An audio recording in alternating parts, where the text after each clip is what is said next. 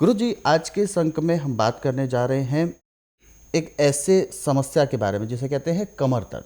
कमर दर्द अमूमन हर किसी व्यक्ति के साथ कभी ना कभी हो रहा है, क्योंकि ज़रूरत से ज़्यादा भी हमें परिश्रम करना होता है, समय नहीं है अपने शरीर को आराम देने का, तो कमर दर्द ऐसे में हो जाता है। और ऐसे में एक विषय मैं यहाँ पर और बताऊंगा, जैसे डॉक्टर के पास हम जाते हैं तो दर्द हमें कहीं भी है, कमर में, गर्दन में, कंधे पे, तो ऐसे में डॉक्टर एक बेल्ट दे दी जाती है बांधने के लिए, और वो जब तक बेल्ट बांधी जाएगी जब तक दर्द नहीं होता। तो सबसे पहले मैं जानना चाहूँगा कि आखिर कमर दर्द होने का सबसे मूल कारण कौन कौन से होते हैं? देखिए, कमर में दर्द है, कंधे में दर्द है, गर्दन में दर्द है, कहीं भी दर्द है, मूल कारण होता है इसका गैस का।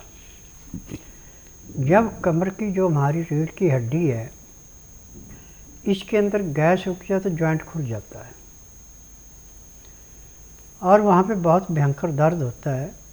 बेल्ट लगाने से उस हड्डी का बैलेंस बनाते हैं।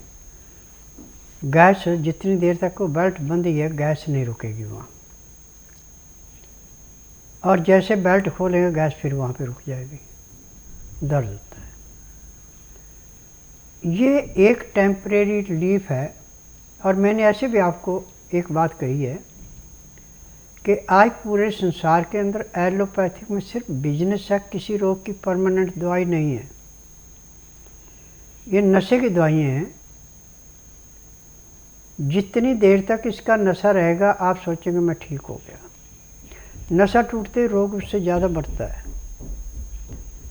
सुन्न करने की दवाई होती है 2 घंटे, 4 घंटे, 6 घंटे, ज़्यादा ज़्यादा 8 घंटे। 8 घंटे के बाद फिर खुराक लेनी पड़ती है।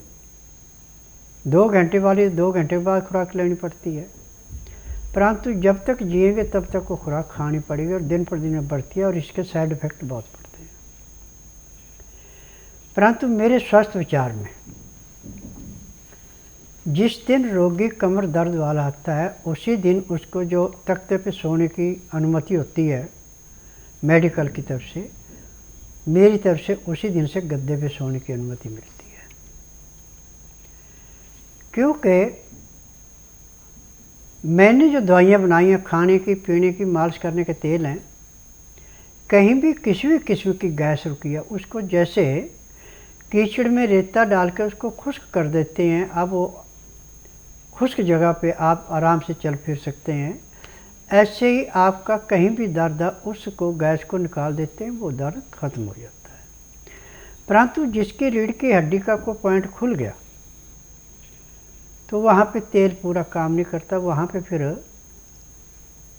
3 चीज़ें मेरे पास, 2 किस्म के पाउडर हैं और 1 किस्म की मलम है। मौसम के अनुसार कौन सी दवाई उसको लगानी है वो नब्ज देख के बताया जाता है कि इसमें मलम लगानी है या पाउडर लगाना है। पाउडर लगाना तो उसमें तेल मिलाना पड़ता है। फिर जैसे मेहंदी का लेप होता है, ऐसे रीढ़ की हड्डी पे लेप करना पड़ता है। लेप करके डॉक्टरों वाली रुई रख के ऊपर से खाकी रंग की सेलो टेप से पट्टी कर दी जाती है। पट्टी करने के 20 मिनट के बाद वो दर्द गायब हो जाता है। अब वो चाहे चारपाई पे बैठे, चाहे ज़मीन पे बैठे, चाहे कुर्सी बैठे, उसको दर्द नहीं होता। बैठने, उठने, चलने फिरने में किसी को इसका दर्द नहीं होता। अब इसमें जो खाने की दवाइयाँ हैं, इससे जो आपकी गैस बनती है तो गैस समाप्त कर दी जाती है। गैस आपके गलत खाने से बनती है, अधिक चाय पीने से बनती है, चीनी का प्रयोग करने से बनती है, ठंडा खाना खाने से बनती है, और ठंडा पानी पीने से बनती है। और जो 24 घंटे एसी में रहते हैं या फ्रिज का रखा हुआ खाते हैं, उसको तो ये लंबे हाथों से दर्द लेती है। परंतु आज मुझे इस बात की खुशी है कि जो 10-10, 12-12 साल से कमर पे बेल्ट बांध के फिरते थे, वो जब मेरे आश्रम में आते हैं तो उसी दिन उनकी बेल्ट उतर जाती है, और 15-20 पट्टियाँ करने के बाद उनकी परमानेंट पट्टी भी बंद हो जाती है और दवाइयाँ भी बंद हो जाती हैं। क्योंकि मेरे आश्रम में जो दवाइयाँ, इनमें किसी किस्म का केमिकल नहीं है, यह है जड़ी बूटियाँ। पेड़ पौधों की छालें हैं, पत्ते हैं, फल हैं, फूल हैं, जिनसे दवाइयाँ बनाई जाती हैं। और ये दवाइयाँ एक किस्म का अग्निबाण है। जैसे अग्नि कूड़े करकट को जला के समाप्त कर देती है, ऐसे हर एक रोग को दवाइयाँ समाप्त कर देती हैं। आज मुझे इस बात की खुशी है कि जिस भी रोगी ने अपने सारे हाथ पांव चला के सब जगह धक्के खा के निराश होकर चारपाई पे एड़ियाँ रखने के लिए मजबूर है, वो जिस दिन आश्रम में आता है उसी दिन उसका चलना फिरना आराम से हो जाता है। अब उसको एड़ियाँ रगड़ने की ज़रूरत नहीं पड़ती। परंतु यहाँ का नियम है कि मैं बुधवार की छुट्टी रखता हूँ, गुरुवार से लेकर मंगलवार तक नाड़ी परीक्षण करता हूँ। जिस दिन नाड़ी परीक्षण के लिए आना उस दिन रात्रि 10 बजे तक खा पी के दातन कूड़ा करके बड़ी इलायची मुंह में रख के चूसते हैं।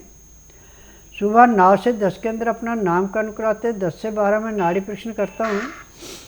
तो नाड़ी परीक्षण में पैर के तलुओं से सिर के बाल तक की MRI, CT scan, x-ray, ultrasound, ECG, sonography जो आपका रोग नहीं पकड़ सकती है, वो मेरे पास 5 सेकंड में उसकी रिपोर्ट आ जाती है कि इस अंग में ये तकलीफ़ है। फिर उसके अनुसार दवाइयाँ खाने की हैं, दवाइयाँ पीने की हैं, मालिश करने के तेल है, आँख में, नाक में, कान में डालने की दवाइयाँ हैं। यानी जो जो शरीर के अंदर कमी मिलेगी वो सब दवाइयाँ दी जाती हैं। यहाँ पे ना तो कागज पत्तर लाने पड़ते हैं, न किसी मशीन से टेस्ट किया जाता है, न रोगी से, न रोगी के साथ वाले से पूछा जाता है बीमारी क्या है। सिर्फ इतना पूछा जाता है किसी से कि कितने डॉक्टरों का कर्जा दिया, बस इतनी बात की जाती, ज़्यादा नहीं। फिर नाड़ी परीक्षण में जो उनको बताया जाता है कि आपका रोग इतना पुराना है, यह है इसकी पहचान। और जब वो बताई जाती है, दवाई देते हैं और शाम को 3:30 बजे एक्को प्रेशर करते हैं, तो पहले दिन रोगी को 10 से 15% आराम मिल जाता है। रोगी खुश होता है। तो किसी का इलाज 15 दिन, किसी का महीना, किसी का 1.5, किसी का 2 महीने इलाज होता है, इससे लंबा इलाज नहीं चलता। जब बीमारी ख़त्म होती, दवाइयाँ बंद हो जाती हैं। यहाँ की दवाइयाँ सारी उम्र नहीं खिलानी पड़ती। आज मेरे पास हर किस्म का आदमी आ रहा है, बच्चा, बूढ़ा, जवान, मर्द, औरत, कोई भी आ रहा है। नाड़ी परीक्षण में जो उसके अंदर कमी पाई जाती है वो मैं बता देता हूँ कि भाई यह कमी है, यह परहेज है, परहेज कर सकते दवाई ले लो, परहेज नहीं कर सकते दवाई मत लेना। मेरी दवाई मेरे आश्रम के अलावा आपको और कहीं भी किसी कमिस्ट के पास नहीं मिलेगी। और मेरी दवाई किसी दूसरी फैक्ट्री की बनी हुई नहीं बिकती।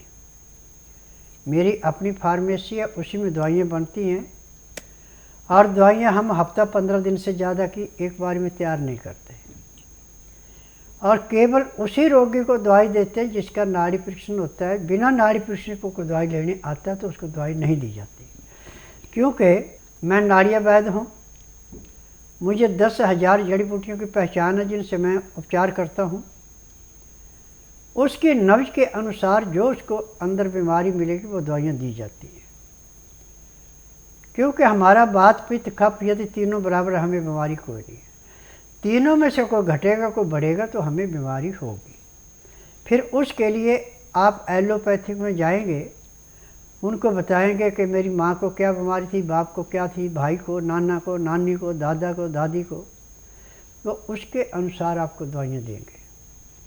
परंतु यहाँ पे ऐसा कुछ नहीं पूछा जाता। सिर्फ नाड़ी परीक्षण के बाद ये बताया जाता है कि आपका रोग इतना पुराना है, ये इसकी पहचान है और ये इसके परहेज हैं, ये इसकी दवाइयाँ हैं। यदि आप परहेज कर सकते तो दवाई ले लो, परहेज नहीं कर सकते दवाई नहीं लेना। तो रोगी दवाई खाने के 2 घंटे के बाद स्वयं अपने मुंह से कहता है कि मुझे 10% आराम है, मुझे 20 है, मुझे 30 है। जिसका भाग अच्छा है उसको 35 से 40% आराम पहले दिन मिल जाता है। तो इसी करके मैंने कहा कि किसी को 15 दिन दवाई, किसी को महीना, किसी को 1.5, किसी को 2 खानी पड़ती, सारी उम्र दवाइयाँ नहीं खानी पड़ती। और इन दवाइयों की विशेषता है कि इनका साइड इफ़ेक्ट कोई नहीं है। इंग्लिश दवाई थोड़ी खाई जाएगी, उसका लाभ नहीं होगा। ज़्यादा खाई जाए तो उसका साइड इफ़ेक्ट पड़ता है। परंतु जो आयुर्वेदिक मेरी स्वास्थ्य विचार की दवाइयाँ हैं, ये चाहे आप कम लें चाहे ज़्यादा लें, अपना असर दिखाती हैं, परंतु इसका साइड इफ़ेक्ट कोई नहीं है।